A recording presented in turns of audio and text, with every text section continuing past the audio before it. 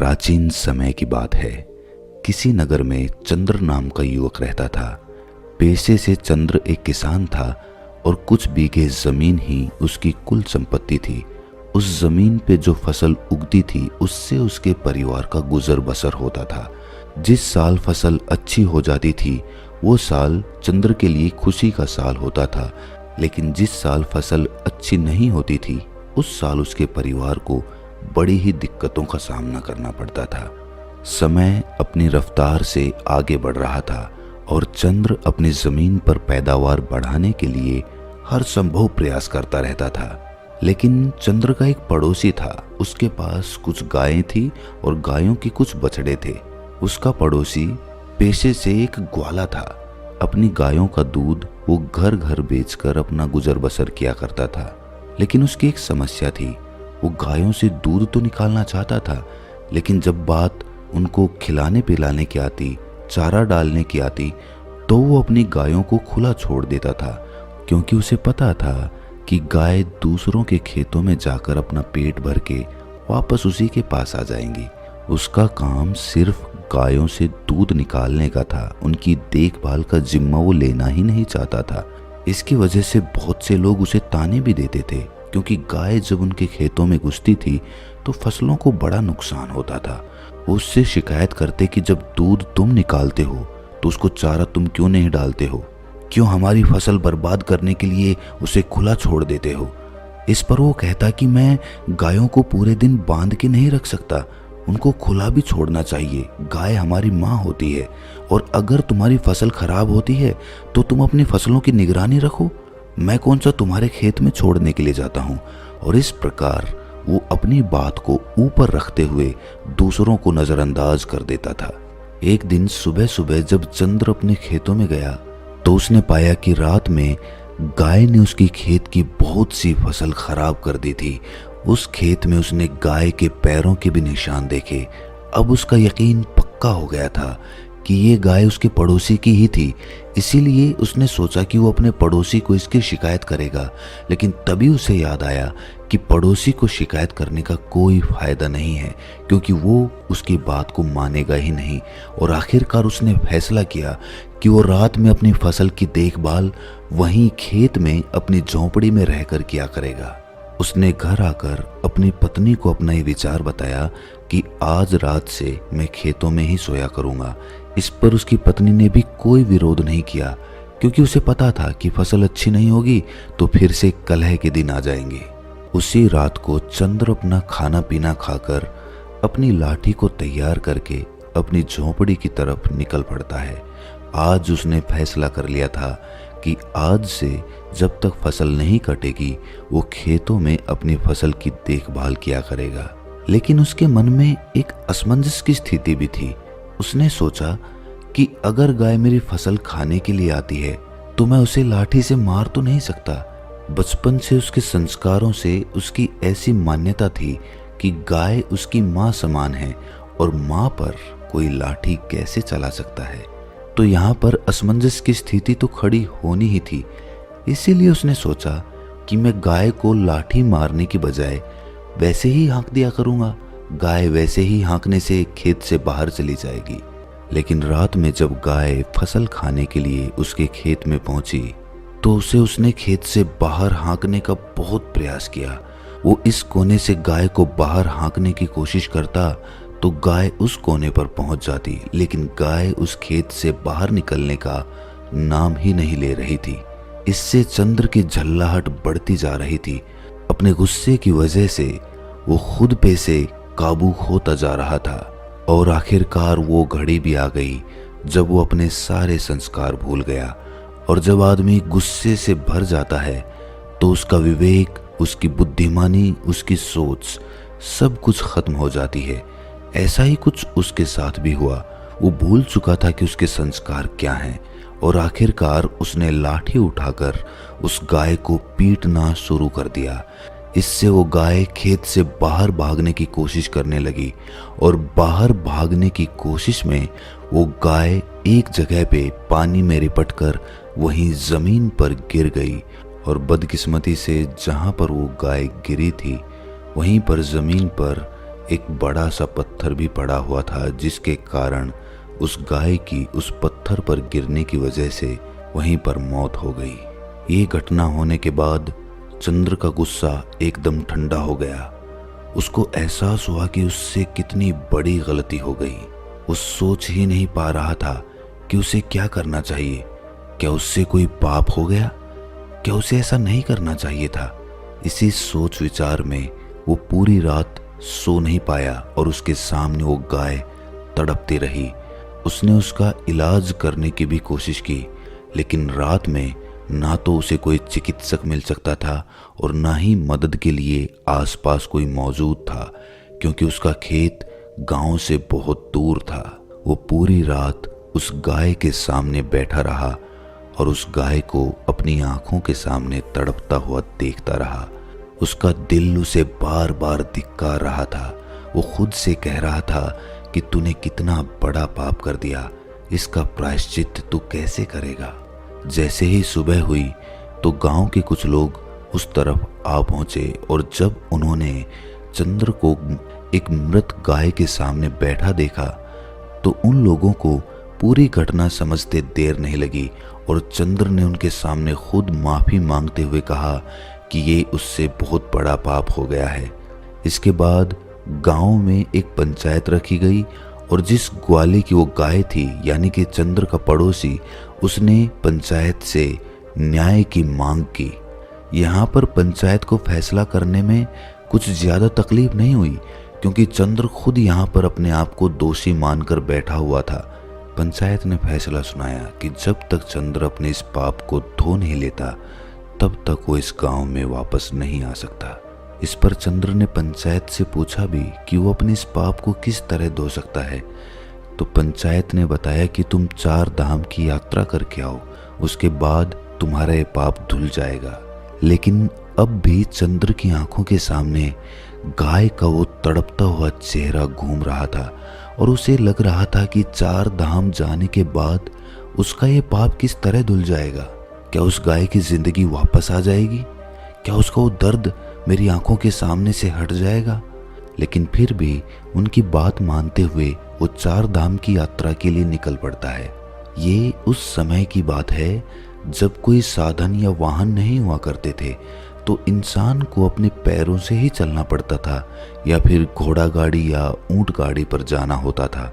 चंद्र की ये यात्रा बहुत लंबी होने वाली थी। शायद उसे कई वर्ष लग जाते वापस लौटने में, लेकिन फिर भी चंद्र अपने इस पाप को धोना चाहता था। लेकिन उसके मन में एक सवाल भी चल रहा था कि इस पाप का दोषी जितना वो है, उससे कहीं ज्यादा दोषी वो ग्वाला है जो अपनी गाय को दूध निकालकर यूं ही दूसरों की फसल चरने के लिए छोड़ देता था। ये सिर्फ उसके मन का एक सवाल था, लेकिन इस सवाल को वो वहां पर किसी से पूछ नहीं सकता था।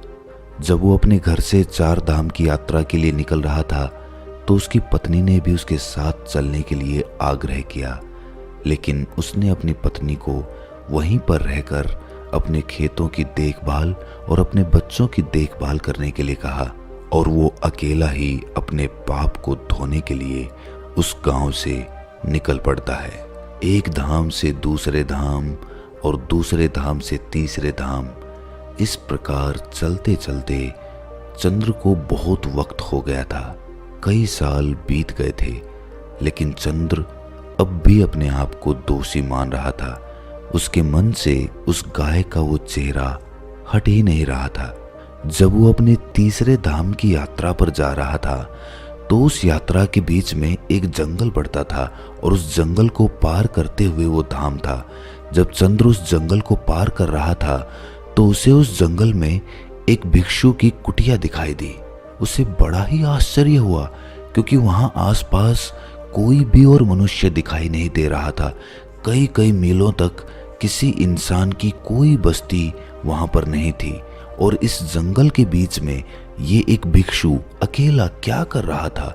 इससे चंद्र की जिज्ञासा और ज्यादा बढ़ गई और वो अपनी जिज्ञासा को शांत करने के लिए उस भिक्षु के पास उस कुटिया में पहुंच जाता है। जब चंद्र उस कुटिया में पहुंचा उस वक्त वो भिक्षु ध्यान में लीन था, लेकिन जैसे ही चंद्र ने उस कुटिया में प्रवेश किया वैसे ही भिक्षु अपने ध्यान से बाहर आ गया। ध्यान से बाहर आने के बाद चंद्र ने उनसे पहला प्रश्न क्या किया, जरा ध्यान से सुनिएगा। चंद्र ने पूछा, महात्मन, आप इस जंगल में अकेले किस प्रकार रहते हैं? यहाँ पर ना कोई इंसान है, ना कोई बस्ती है। यहाँ पर आप अकेले किस प्रकार वास कर लेते हैं? इस पर भिक्षु ने बड़े ही सहज भाव से उत्तर दिया कि इंसान को जीने के लिए सांसें और खाना चाहिए, जो यहाँ पर भली भांति मिल जाती है। सांसें ये पेड़ पौधे हमें देते हैं और खाना भी ये पेड़ पौधे हमें इस जंगल में दे देते हैं। और जीने के लिए क्या चाहिए?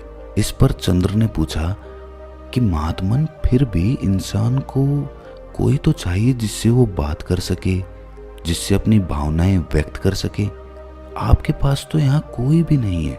इस पर भिक्षु ने जवाब दिया कि ये तुम्हें लगता है कि मेरे पास कोई भी नहीं है, क्योंकि तुम्हारी आंखें सीमित चीजें ही देख पाती हैं, लेकिन मेरे पास वो भी है जो तुम्हारी आंखें नहीं देख पाती और जो कण कण में बसता है।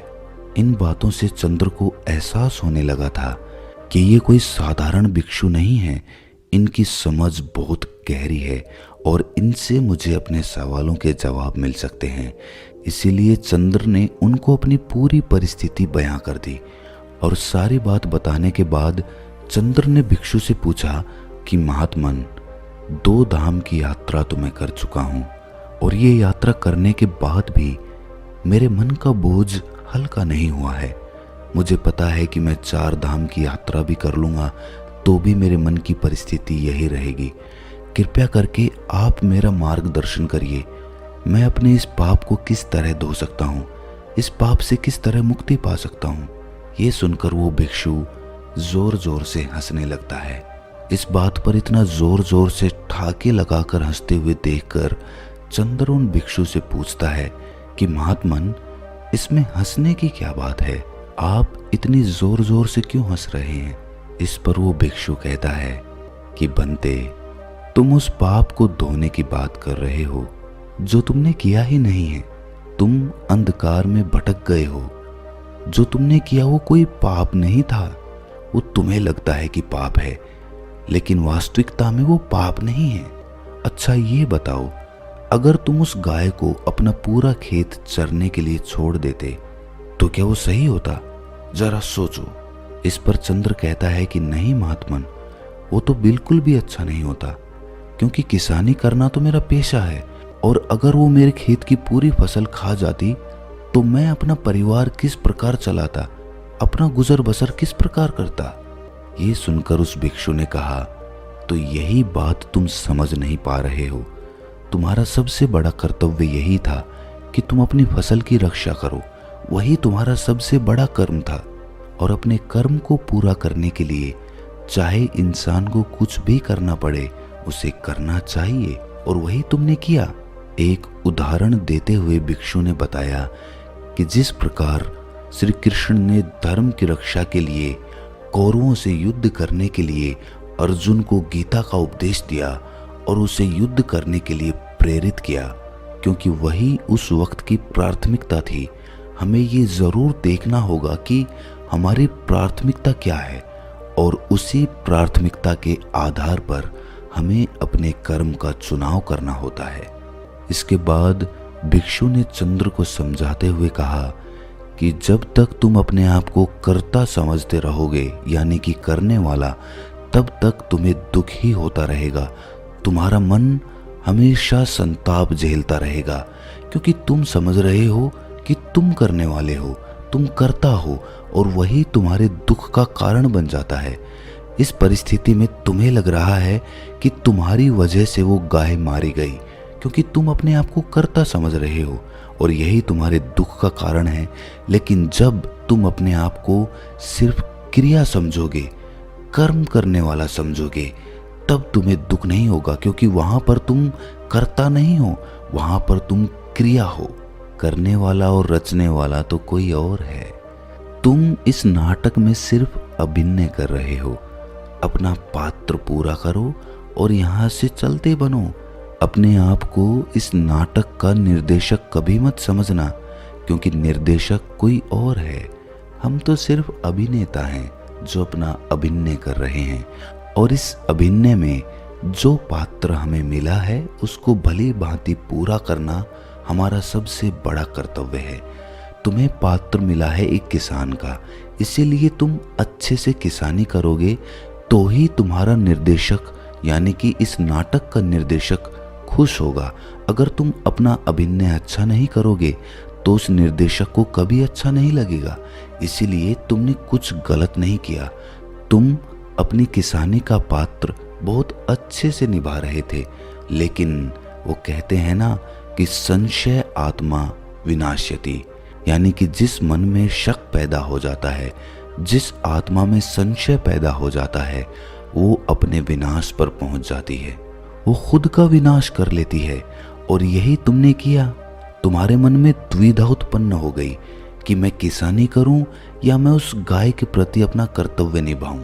और जहां पर आदमी में संशय आ जाता है वहां पर उसका विनाश निश्चित हो जाता है।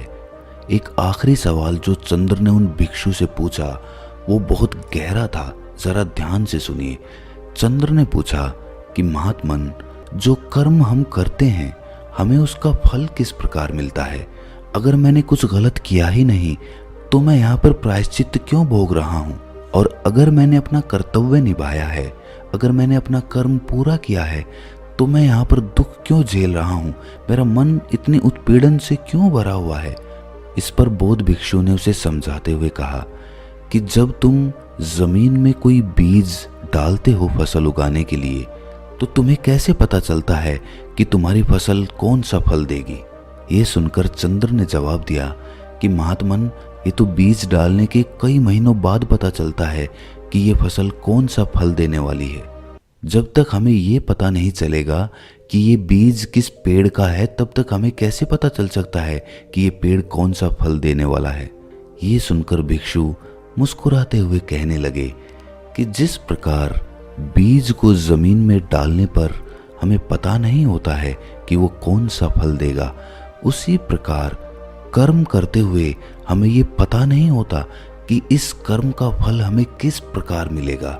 हो सकता है उस कर्म का फल मिलने में कुछ देरी हो जाए, लेकिन उस कर्म का फल मिलता जरूर है। लेकिन इंसान में उतना संयम नहीं रहता, वो इतनी दूर दृष्टि नहीं रखता, वो इतना सोच ही नहीं पाता। उसे तो अपने कर्मों का फल तत्क्षण चाहिए। वो तो ये चाहता है कि जैसे ही मैं अपना कर्म करूं वैसे ही मुझे अपना फल मिल जाए। लेकिन ऐसा जिंदगी के किसी पैमाने पर नहीं होता है। कोई भी विद्यार्थी जब मेहनत करता है तो कई साल बाद उसे उस विद्या का परिणाम मिलता है। अगर कोई विद्यार्थी ये सोचे कि आज मैं ये पूरी पुस्तक पढ़ लेता हूँ और कल ही मैं परीक्षा में बैठ जाऊँ, तो ऐसा हो नहीं सकता है। उसे सालों साल अभ्यास करना पड़ता है, और उस अभ्यास का फल उसे कब मिलेगा उसे ये पता भी नहीं होता है। लेकिन फिर भी इंसान ये समझ नहीं पाता और हमेशा अंधकार में भटकता रहता है। अपनी बात खत्म करते हुए भिक्षु ने कहा कि तुम अब अपने गांव लौट जाओ। तुम्हें 4 धाम की यात्रा करने की कोई ज़रूरत नहीं है। तुम अच्छे से गांव में जाकर अपना कर्म करो और वहां पर अपने परिवार की देखभाल करो।